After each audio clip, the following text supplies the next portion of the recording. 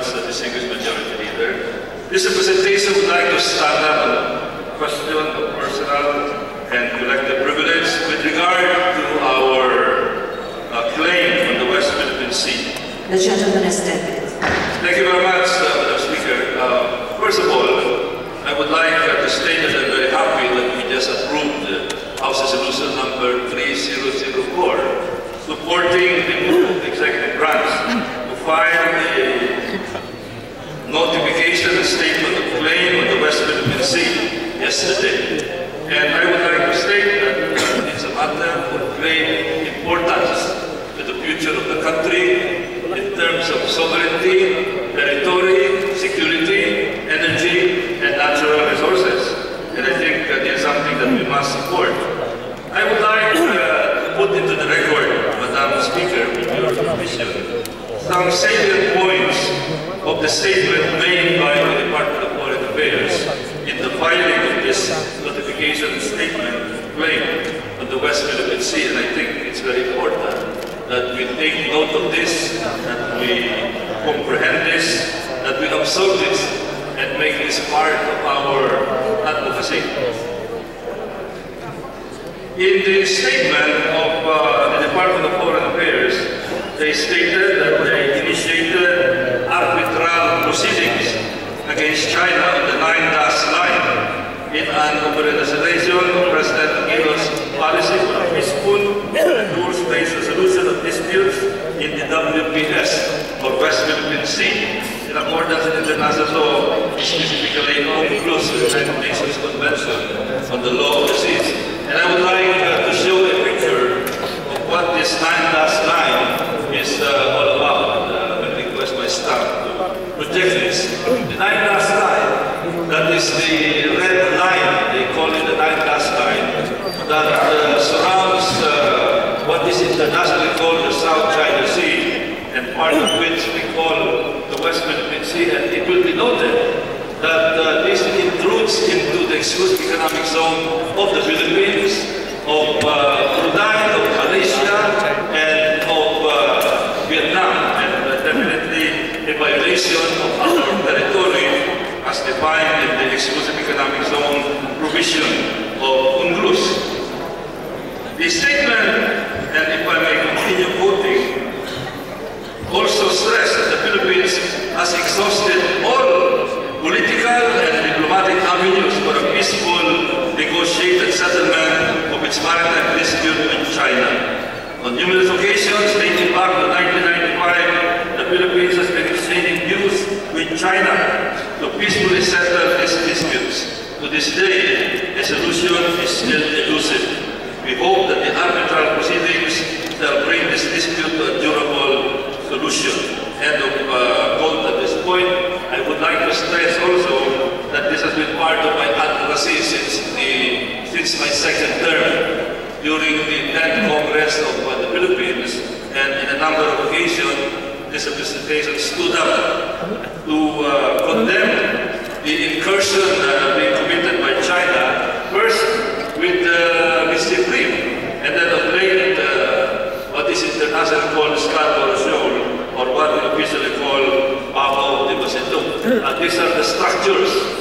If you will note in the slide, the structures constructed by China within our exclusive economic zone, and definitely a violation of our sovereignty, a violation of our rights under the United Nations Convention on the Law of the Sea, provisions on the exclusive economic zone. Ito po yung mga dapat na matagal natin nireklamo.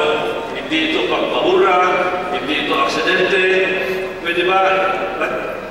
Hindi ito aksidente, kundi ito permanente, willful violation of our sovereignty under the exclusive economic zone provision of Unclos. And it is, I hope, that this is going to be resolved peacefully in accordance with our respect for the rule of law. Marami nang natanong, ano ba ang mga posibleng consequences nito? And I would like to quote also the question and answer guidance provided by the Department of Foreign Affairs. Again, for our information, I think this will guide us in explaining the consequences and the significance of the filing of this notification of statement of claim of the West Philippine Sea. First, why are we bringing China to an arbitral tribunal? The answer, China's line claim encompasses practically the entire West Philippine Sea. We must challenge the unlawful claim of China under the line in order to protect our national territory and maritime domain. Two, why do we have to do this now? Having exhausted all possible initiatives, we feel the time to act is now. If we do not act now, we will be in default. Number three, what is the basis for our legal action? Legal action is a primer provided by the Department of Foreign Affairs, and again, I'd like to state, it behooves all of us to be familiar with this. The answer, what is the basis for our legal action? The legal action is pursuant to the President's constitutional mandate to pursue the national interest and defend the Philippine territory and maritime domain. It also pursues the policy of a rules-based approach based on international law, especially Unclos, in resolving the disputes in the West Philippine Sea. Number four, what do we expect from this arbitral tribunal? We hope that the arbitral tribunal will issue an award in accordance with international law that will direct China to respect our sovereign rights and jurisdiction over our EEZ, continental shelf, contiguous zone, and territorial sea over the West Philippine Sea, and to desist from undertaking unlawful acts that violate our rights. Number five, is arbitral tribunal the only option? The answer is, we have adopted three tracks in terms of political, diplomatic, and legal approaches. At this stage, the legal track presents the most durable option to defend the national interest and territory on the basis of international law. Number six, will we win our case? The answer, we believe we have a very good case under international law. In any legal action, however, there are many different factors to consider. What is more important is that we are able to present a case against China and defend our national interest and maritime domain before an independent international tribunal. We expect international law to be the greater equalizer. Number seven, how long will this arbitration last? Based on the cases so far handled by international tribunals and maritime disputes, the case will take 3 to 4 years. Number eight, what will happen to our OFWs who may be affected by this action? Well, we know that we have tens of thousands of OFWs in the territories of China, like in Hong Kong, in Macau, in mainland China. The answer is very clear, and this is respecting not only our sovereignty, but our dignity. The Philippine government will provide the appropriate safety net for the OFWs. Number nine, will it affect our economic relations with China? Answer is, we are all for improving our economic relations with China, but it should not be, let me reiterate, and I fully support this, it should not be at the expense of surrendering our national sovereignty. Number 10, what will be the effects of Philippine-China economic relations?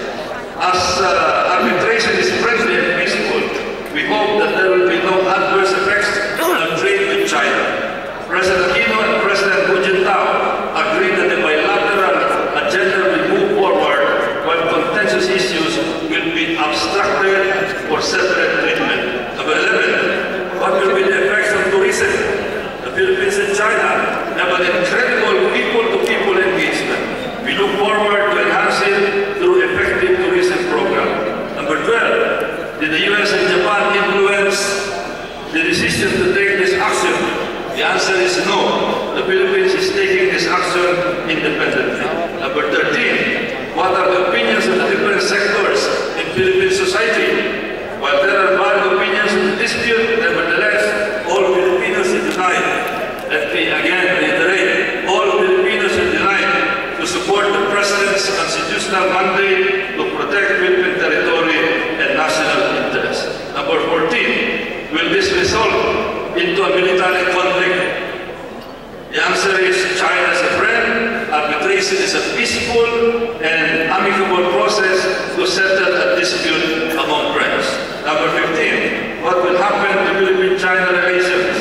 We will continue to pursue an enhancement of our bilateral relations in all areas of cooperation.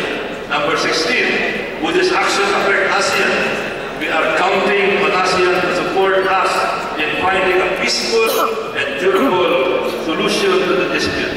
The Philippines must protect its own national interests in the regional forum as well as in other fora in order to enhance the respect of our international partners who support our cause.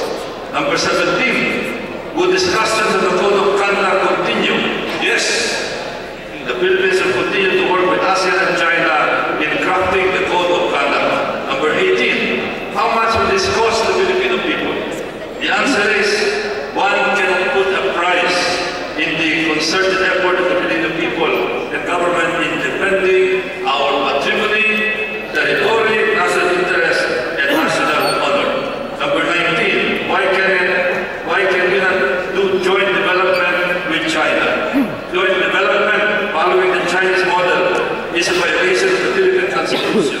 Joint development should be in accordance with Philippine law. Number 20, why are the other countries not filing a case against China? The Philippines is taking action based on its national interest and not on the actions or non-action of other countries. Why should the Filipinos support this action? If someone forces himself, let me again reiterate, if someone forces himself, not accidentally, but intentionally and willfully, and that is my own words, if someone forces himself into your house and tries to unlawfully take away what belongs to you, should you not take action against the intruder? Our action is in defense of our national territory and maritime domain. And last, number 23, how can all Filipinos help in promoting a positive result of this legal initiative? All Filipinos should stand behind the President to defend what is ours. We should all firmly demonstrate our patriotism. We should all stand united as one before the whole world to manifest the President's global leadership on this issue. And on that note, I would like to conclude, Madam Speaker, that I join in the strongest terms our resolution in support, our House Resolution 3004, and I would like to manifest that I also file House Resolution number 3005 in support of the filing of this notification statement of claim on the West Philippine Sea against China. Maraming salamat. Magandang gabi sa ating lahat. Madam Speaker, move to suspend for a few minutes.